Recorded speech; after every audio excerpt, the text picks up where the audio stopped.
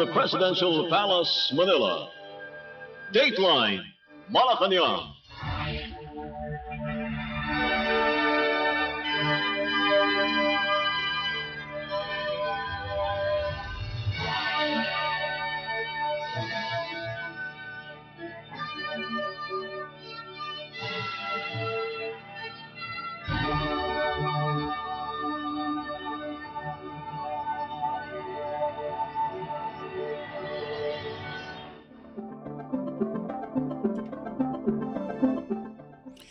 Good day.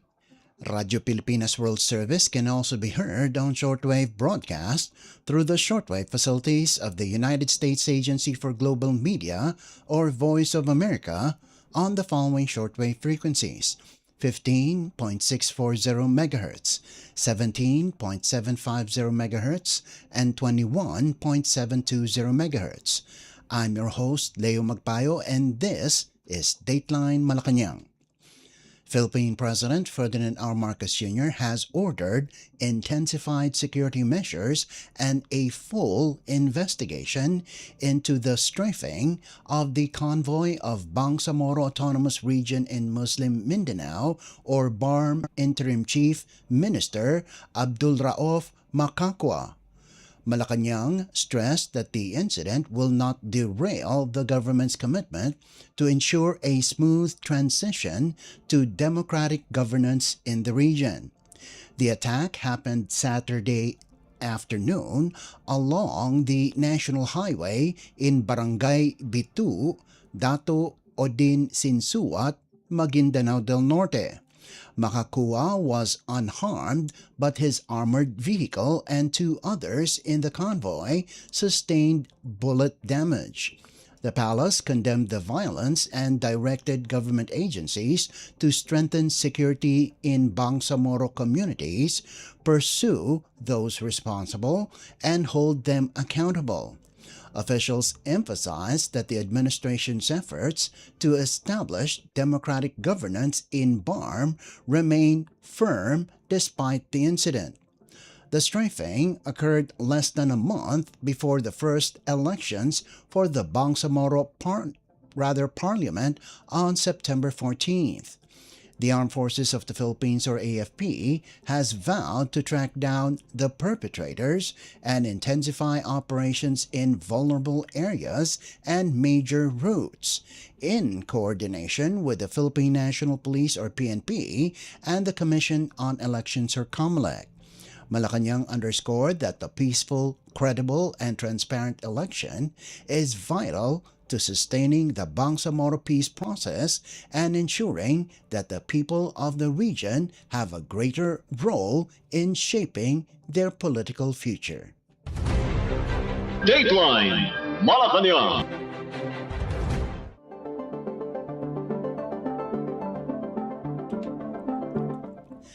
Meanwhile, the Philippine National Police, or PNP, is closely monitoring the case of the ambush against Bangsamoro Autonomous Region in Muslim Mindanao, or BARM Interim Chief Minister Abdul Rauf Makakwa last Saturday. PNP Chief General Jose Melencio Nartatis Jr. said the police organization is coordinating with the Armed Forces of the Philippines, or AFP, and other concerned government agencies as the investigation continues. Authorities are focusing on gathering evidence to identify those behind the attack and ensure accountability under existing laws. The PNP emphasized that this is not the time for speculation regarding the motive of the ambush. Instead, efforts are concentrated on maintaining peace and order in affected communities to safeguard public safety. Police officials assured that the investigation will be carried out with strict adherence to constitutional mandate, due process, and respect for individual rights. The organization reiterated its commitment to uphold the rule of law while working to bring the perpetrators to justice. Dateline Malacañang.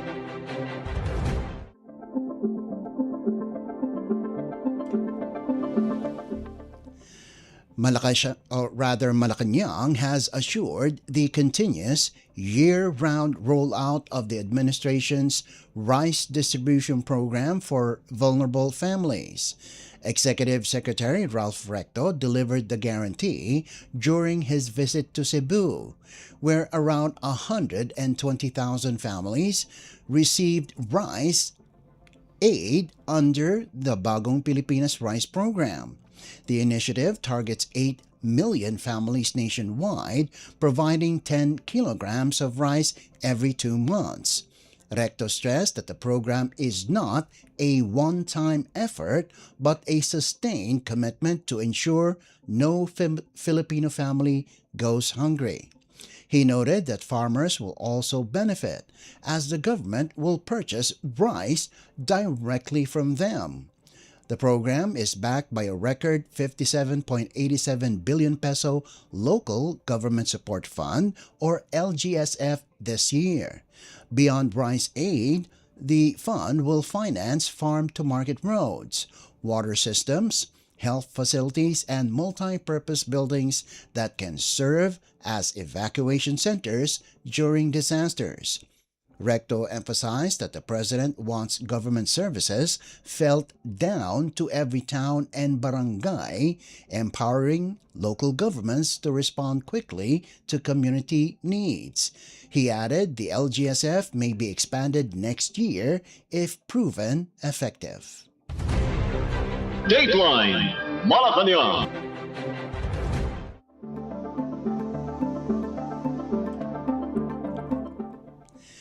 Meanwhile, Malacañang is reinforcing its education agenda, with Executive Secretary Ralph Recto announcing that the Marcos Jr. administration will continue expanding scholarships and financial aid nationwide. During his visit to Cebu, Recto emphasized that students should not be forced to abandon their studies due to financial hardship. He highlighted the Bagong Pilipinas Barangay Presidential Scholars Program, which provides 20,000 pesos in assistance to 5 fourth-year college students in every barangay. This year, more than 210,000 students across 42,000 barangays are expected to benefit. Each barangay has a 200,000 peso allocation from the Presidential Socio-Civic Projects Fund, with half dedicated to scholarships. Cebu City alone has 5,330 scholars from 1,066 barangays. Recto explained that the program is part of a broader education drive covering free basic education, tuition in state universities and colleges, and scholarships in medicine, science, graduate studies, and specialized fields. He stressed that every scholar who completes college represents an investment in the nation, contributing not only to their own future but also to their families and communities. Dateline Malacañang.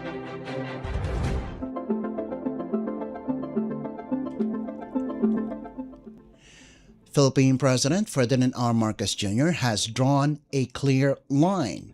Accountability will be enforced in government infrastructure projects. This commitment, made during the State of the Nation Address or SONA, is now being underscored as the rainy season heightens risks of flooding and exposes the urgency of disaster preparedness. Speaking at the presidential luncheon organized by the Foreign Correspondents Association of the Philippines, the chief executive said every peso invested must translate into real protection for communities.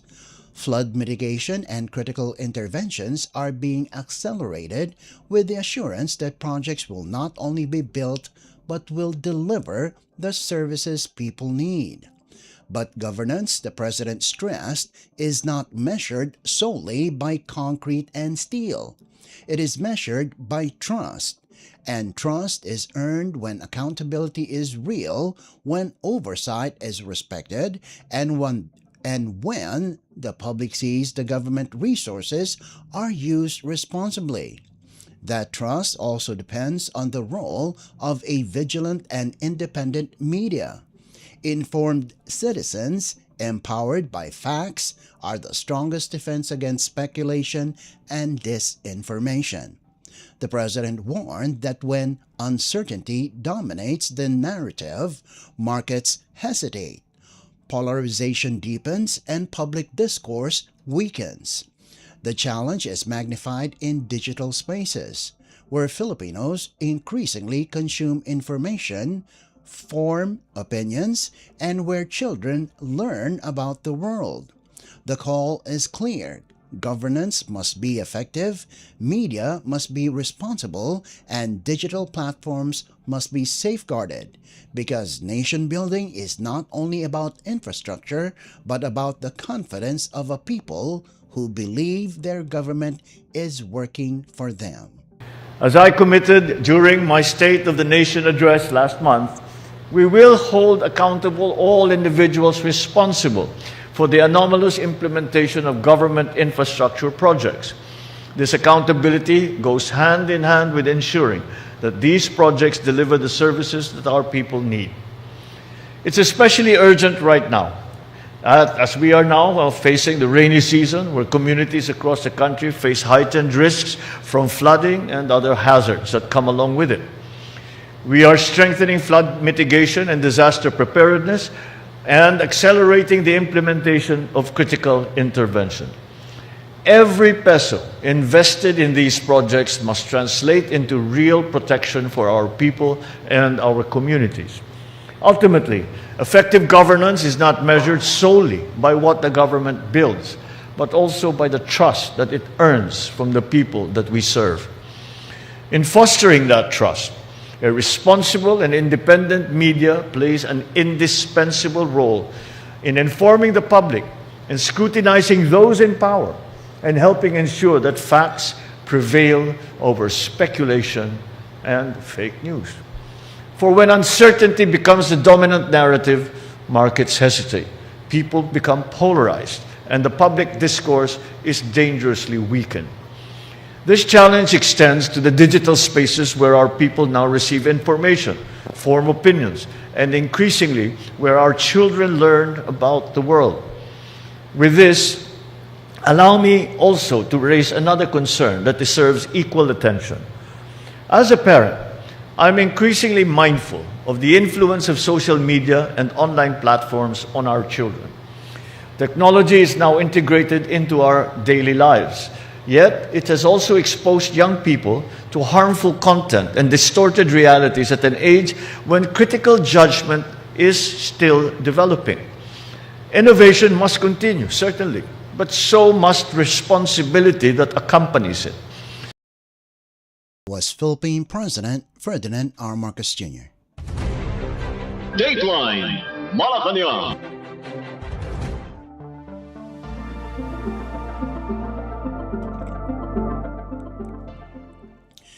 The Department of National Defense, or DND, has pushed back against the Chinese embassy after it dismissed allegations raised by Defense Secretary Gilberto Chodoro Jr. regarding illegal activities involving Chinese nationals in the Philippines.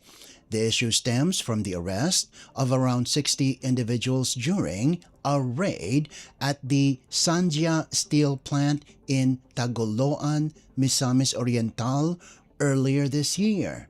Authorities linked those arrested to the production of substandard and hazardous steel materials containing radioactive elements along with other environmental violations. Defense spokesperson, Assistant Secretary Arsenio Andolong said the embassy failed to address the secretary's arguments, instead responding with questions and rhetoric. He described this as an attempt to deflect from the facts, particularly after the embassy accused Philippine authorities of discriminatory or selective law enforcement against its citizens. In a new statement, Secretary Chodoro underscored that the Chinese Foreign Ministry continues to avoid substantive issues, including evidence of violations of Philippine law by Chinese nationals.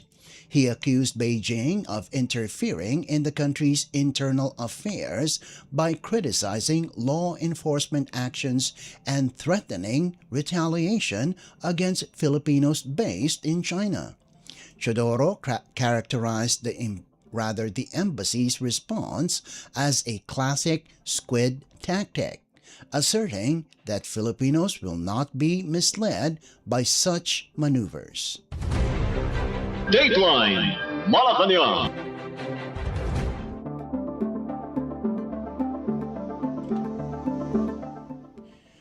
The Philippine Embassy in Jakarta has reported that so far, no Filipino casualties or injuries have been recorded following the magnitude 7.7 earthquake that struck Indonesia on Saturday. Embassy officials said their latest monitoring shows no Filipinos have been reported dead or hurt. They continue to coordinate closely with the Filipino community in Indonesia to provide assistance and ensure the welfare of overseas nationals in affected areas. According to Indonesia's National Disaster Management Agency, nearly 160 houses and buildings sustained damage from the quake, while at least 50 people were injured. Search and rescue operations remain underway to locate individuals trapped under debris. The embassy emphasized that it will maintain communication with Filipino residents and workers in Indonesia, ready to extend support as recovery efforts continue. Dateline Malacañang.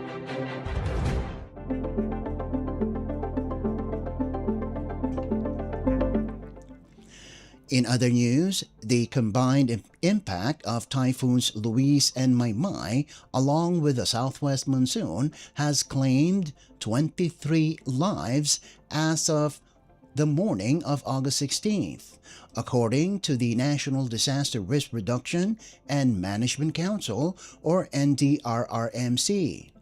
The highest number of fatalities was recorded in Benguet with 15 deaths. 10 in Baguio City, 2 in La Trinidad, and 3 in Atok. 17 individuals were reported injured, while 3 remain missing.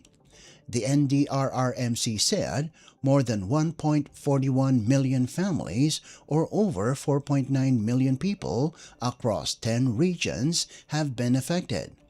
At least 407 evacuation centers are currently sheltering more than 9,100 families, or 31,456 individuals.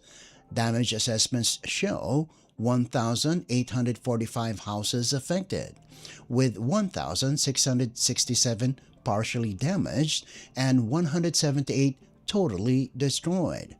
Losses to infrastructure are estimated at 3.36 billion pesos, while agricultural damage has reached 689.66 million pesos. Government agencies have so far distributed 654.59 million pesos worth of assistance to affected communities, including food packs, emergency supplies, and other humanitarian aid. Dateline Malacañang.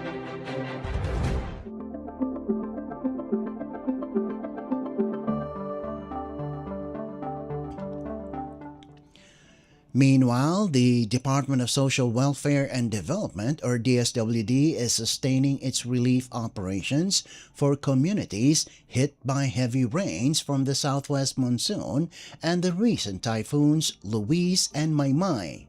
Latest figures from the DSWD Disaster Response Operations Monitoring and Information Center show that more than 678.7 million pesos worth of humanitarian assistance has been extended to 10 affected regions.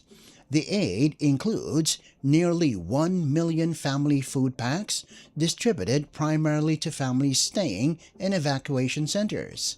As of August 16th, the number of affected families has climbed to 1.4 million, or more than 5 million individuals.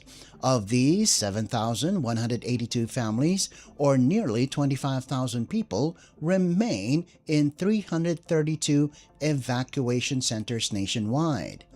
The department also reported that 739 children have benefited from child-friendly spaces, 31 women from women-friendly spaces, while 210 individuals receive psychological first aid. In total, the DSWD has released 993,895 family food packs, 16,971 ready-to-eat food boxes, and 12,710 non-food items. Central Luzon received the largest share of assistance, followed by Calabarzon. Officials emphasized that production of food packs continues at the Luzon and Visayas Disaster Resource Centers, ensuring uninterrupted response to augmentation requests from local government units.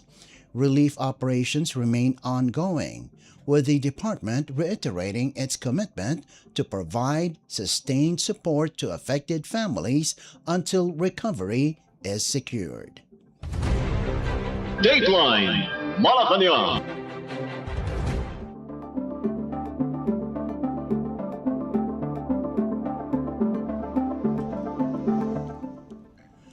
Still related to the weather, the Department of Education, or DepEd, is closely monitoring the movement of two low-pressure areas, or LPAs, currently outside the Philippine Area of Responsibility, or PAR, warning that both systems are expected to intensify the southwest monsoon, or habagat. The resulting rains and floods could cause further damage to schools and disrupt classes nationwide. Latest data from the DepEd show that 1,411 schools, or 8,285 classrooms, have already been affected by successive weather disturbances. Of these, more than 4,800 classrooms sustained minor damage. 1,730 suffered major damage, while 1,655 were totally destroyed. The hardest hit areas are in central Luzon, followed by the Ilocos region, Cordillera, Calabarzon, Eastern Visayas, Mimaropa, Cagayan Valley, Negros Island region, the National Capital Region, and Western Visayas. At the same time, 922 classrooms from 240 schools are currently being used as evacuation centers, sheltering 7,726 families across 7 regions. Education officials emphasized that the department is keeping a close watch on weather developments and coordinating with local governments to ensure the safety of learners, teachers, and communities while preparing measures to restore damaged schools and maintain continuity of education. Dateline Malacañang.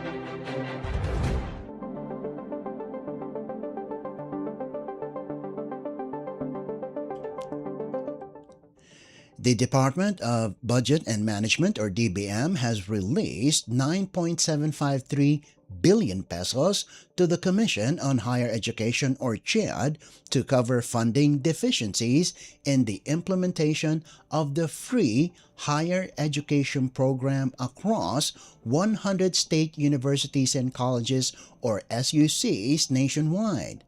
The release addresses validated arrears incurred during academic years 2022 to 2023, 2023 to 2024, and 2024 to 2025, providing reimbursement for costs previously absorbed by the beneficiary institutions. CHED, through the Unified Student Financial Assistance System for Tertiary Education, will facilitate the transfer of funds to the concerned SUCs in line with established guidelines. The DBM emphasized that the allocation reflects the administration's directive to keep education among government priorities while ensuring responsible fiscal management. The nearly 10 billion peso release is expected to ease financial pressures on SUCs that had tapped their own institutional resources to sustain the program. With the deficiencies addressed, SUCs will have greater fiscal space to pursue other lawful institutional priorities. These include academic and research programs, student services, laboratories, libraries, information technology resources, and learning facilities. The funding may also support medical, dental, guidance, athletic, and cultural services, as well as rehabilitation, improvement, or expansion of academic and university facilities subject to existing rules and available funds. The release was charged against DBM's appropriations under the 2026 General Appropriations Act and the special account in the General Fund Higher Education Development Fund. The Free Higher Education Program was established under Republic Act or RA number 10931 or the Universal Access to Quality Tertiary Education Act, which provides free tuition and other school fees in SUCs and CHED-recognized local universities and colleges. Budget officials reiterated that responsible spending requires prioritizing expenditures based on fiscal space, legal authority, readiness, and urgency of competing national requirements, underscoring the need to balance education funding with other essential government services. Dateline Malacañang.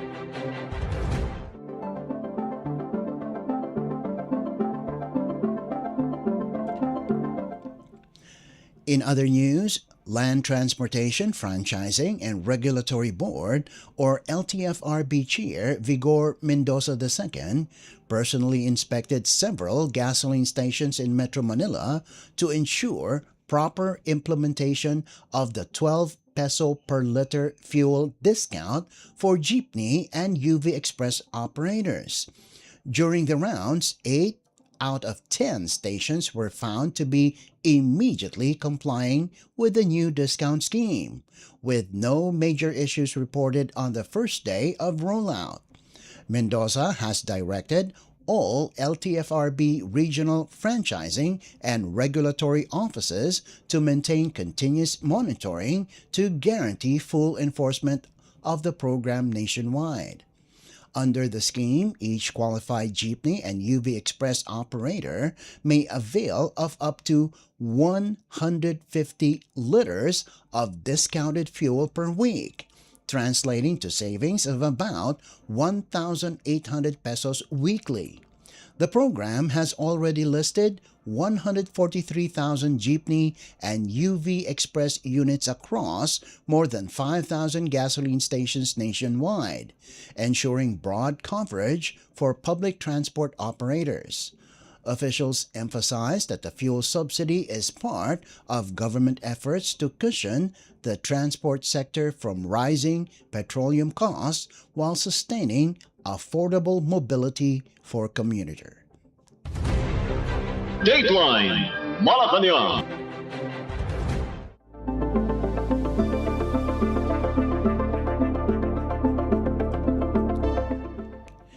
Authorities are closely monitoring the gradual phase-out of outdated mobile technologies in the country this year, a move aimed at curbing text scams that exploit international mobile subscriber identity or IMSI catcher devices operating through 2G and 3G networks.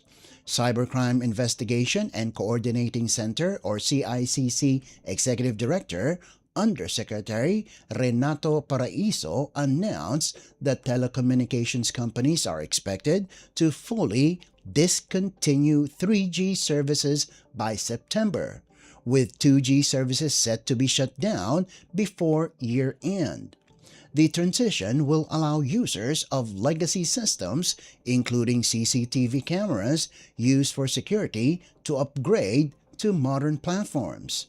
The Department of Information and Communications Technology, or DICT, earlier confirmed that the phase-out is part of the nationwide shift toward 4G LTE and 5G technologies, designed to enhance communication services, support education, and strengthen commerce. The initiative also aligns with President Ferdinand R. Marcos Jr.'s directive to accelerate digital transformation and improve public safety. Meanwhile, the CICC reminded the public to report incidents of cybercrime, including online scams, phishing, and identity theft through its hotline 1326. Officials emphasized that vigilance and cooperation remain critical as digital spaces continue to expand and become central to how Filipino access information and conduct daily activities. Dateline Malacañang.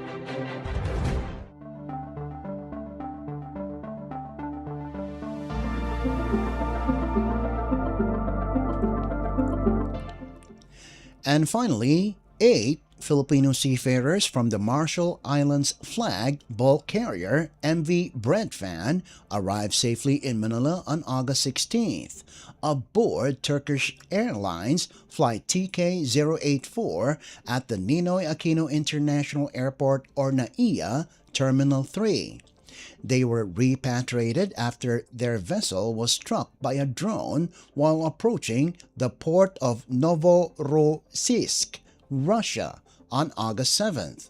The group was welcomed by Department of Migrant Workers, or DMW, officials, including Assistant Secretary for Migrant Workers Welfare Services, Maria Regina Angela Gallias, and Officer in Charge, Assistant Secretary for Sea-Based Overseas Filipino Workers, or OFWs, Concerns, Augusto San Diego III, together with representatives from the Overseas Workers Welfare Administration, or OWA.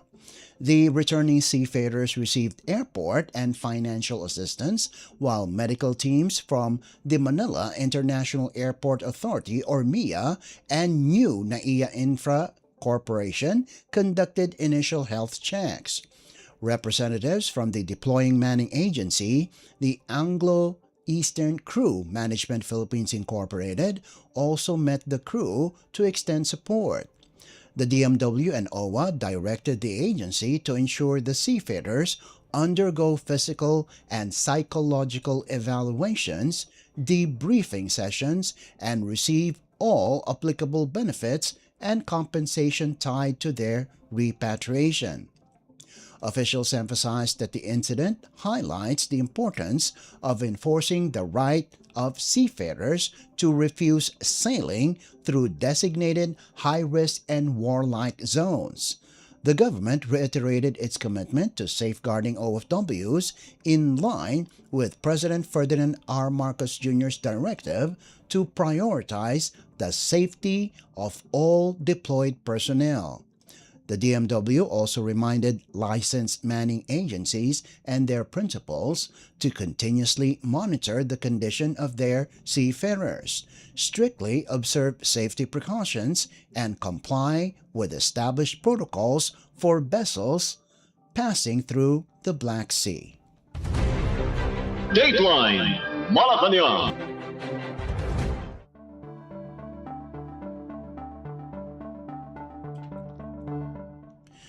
Before we conclude our program, Radyo Pilipinas World Service of the Presidential Broadcast Service can be heard over the following shortwave frequencies: 15.640 MHz, 17.750 MHz, and 21.720 MHz. Radyo Pilipinas World Service is also live on audio streaming. Just download Evox PBS Receiver on your Google Play Store or the App Store from your Apple phone. You can also visit our Facebook page and YouTube channel. Just type in and search for Radyo Pilipinas World Service.